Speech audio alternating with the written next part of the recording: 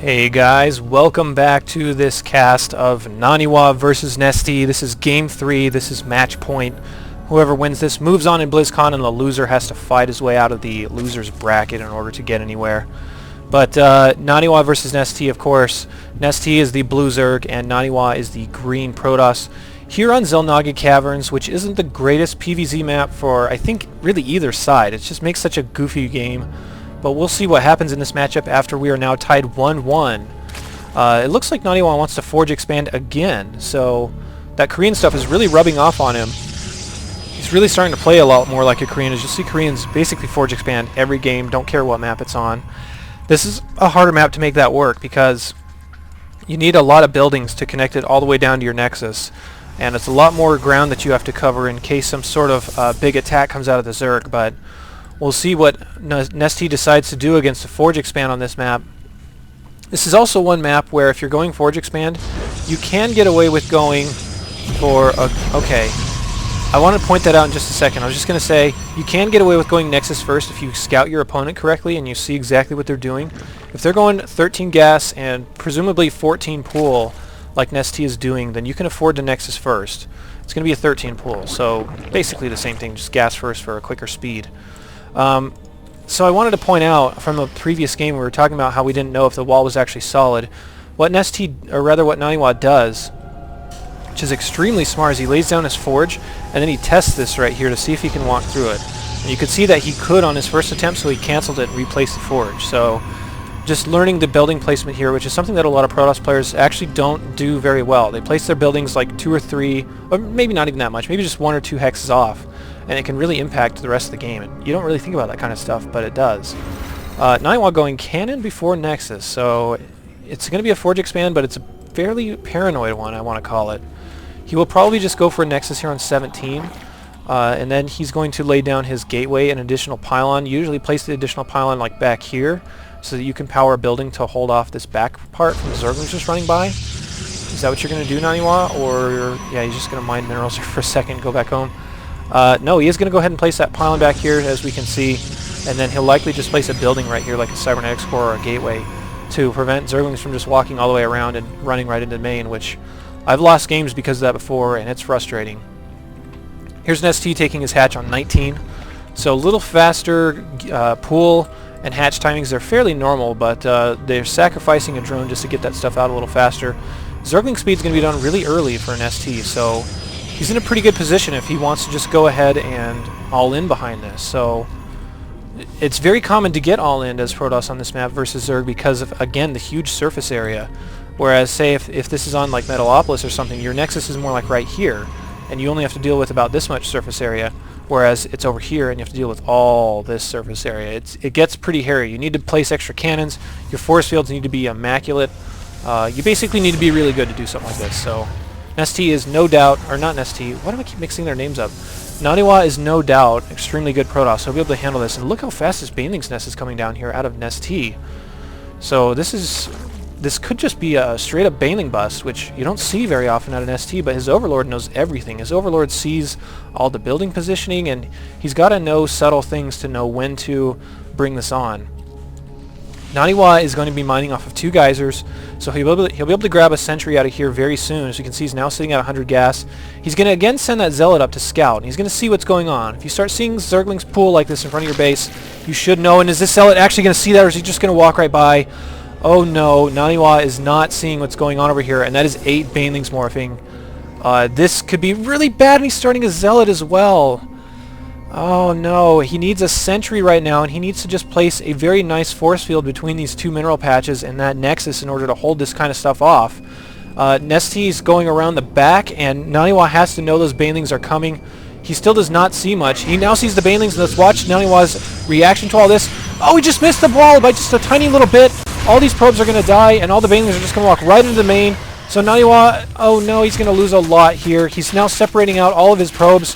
The Banelings are just trying to get the best hit they possibly can. Look at all these probes grouping up right here, and that's going to be a ton of probes down with a huge Baneling detonation. Oh my god, a lot more probes just went down. Naniwa is at 12 probes, and his Nexus is under siege, and that is really, really bad. In the meantime, I think that Scouting Zealot got killed. Naniwa now has a sentry out. He opted to grab a Zealot instead of that Sentry, which I think might have just killed him. And look at IM'NesTea morphing Banelings right in Naniwa's base. So he knows he's got this game. You usually don't do that unless you know you're going to win. But IM'NesTea has a lot of stuff out. The Stalker may get surrounded. No. He does go ahead and retreat. He needs to save this Nexus if he possibly can. That's his only chance of not dying here. He is trying to chrono out probes the best he possibly can to try and catch up in economy. The Stalker gets surrounded. Decent force field here to prevent a little bit of surface area, but the Stalker still dies. There's now one Sentry out here, additional Stalker, and another Zealot. Naniwa has a little bit of money left over, but he can't really afford to drop an extra gateway and expect that to do a lot. So his warp gate's almost done. His +1's almost done on his 2 units. He needs to stop this the best he possibly can. Baneling's coming in here now. Going to try and detonate on whatever they can. He needs to focus these Banelings down. Oh, he's just barely going to hold. Oh! There's now 2 Zerglings alive, and 1 Zealot is now rallying. So Naniwa holds this off, but he is really far behind. So you can see that it's 33 drones to 17 workers for Naniwa. Production tab shows 12 more drones on the way and a third out of IM'NesTea. So that's just decimating to have to deal with that. Basically, you can look at it like this. If you're on a Forge Expand and it's 8 or 9 minutes, you should have your next stage of tech up. You should basically be attacking if you wanted to go for a gateway attack at this point. And look at what Naniwa has. He has 1 gateway, no extra tech. He has his +1 done, of course, his warp gate done. 2 more Banelings are going to come into the mineral line here, as we can see, and they're going to get a few probes. They do get, I think, 2 probes and hurt a couple more. So IM'NesTea just continuing to be annoying against Naniwa. The 1 warp gate does finally transform so that he can produce units just a tiny bit faster off of that. But from Naniwa's body language here, he has to be really defeated. He's going to stick in it though, throw down 2 more gateways, and he's going to possibly drop a 3rd. Yes, there's the 3rd gateway to make it a total of 4.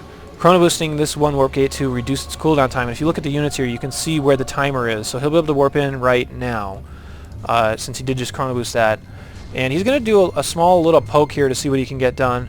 Maybe try to deny this 3rd, but Naniwa just has way too much. Or not Naniwa, jeez, this is IM'NesTea.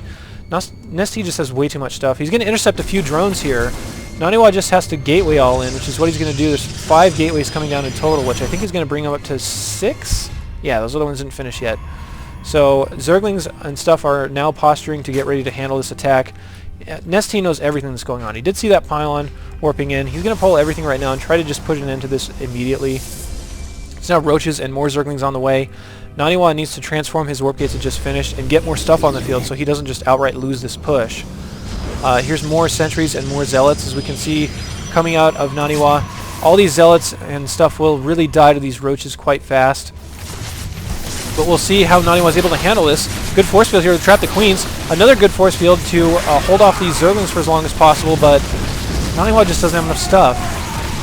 IM'NesTea with the amazing micro here to surround these Zealots, prevent them from getting away, killing all surface area that Naniwa might have had. Huge lead out right now for IM'NesTea, so he's likely going to take this game. I don't see any way that Naniwa is going to be able to come back from this. He's now at 32 supply and less than half the workers that, or no, exactly half the workers of IM'NesTea. A few more Roaches pressing up here to try and put an end to this attack. Naniwa just fighting valiantly. He's practiced so hard for this, and to see him go down like this is really hard to watch. But he's going to continue to plug at it and see what he can get done. Maybe just staying in the game a little longer to try and think about what happened and think about how he can adjust his build order for future events. But yeah, he's just going to keep warping in more Sentries, more Zealots here. The more Roaches that come out, it's a huge force of Roaches, could just attack move against this and waste it. Naniwa does have a few force fields here, but that's not going to help out very much.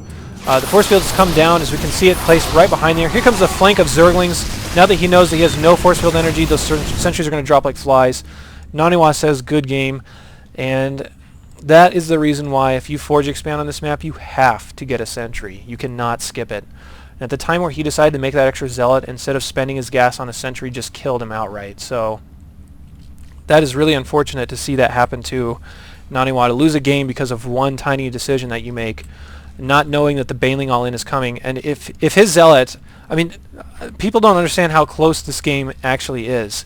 This game was balancing on a razor's edge. If he had just ran his Zealot over here, instead of this way, he would have seen that coming. Would have made a sentry, extra buildings, the all-in would have failed, IM'NesTea would have probably lost.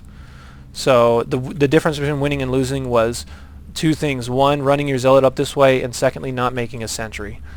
So that's the pro Starcraft scene for you. One mistake can cost you a game, and it definitely did in this game.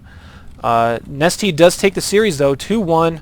If you guys have not seen all of BlizzCon, I highly recommend that you download the replays or just watch the VODs if you can get your hands on them. They're quite a good tournament. I didn't like the lack of exposure, at least in terms of not seeing really good series like this. There's a lot of downtime on stream, but hopefully they can get that corrected for next year. Stay tuned for more casts though. I do have more games from BlizzCon coming up, so look out for those. They should be really good. If they're not, I won't post them. So yeah, I'll see you guys later.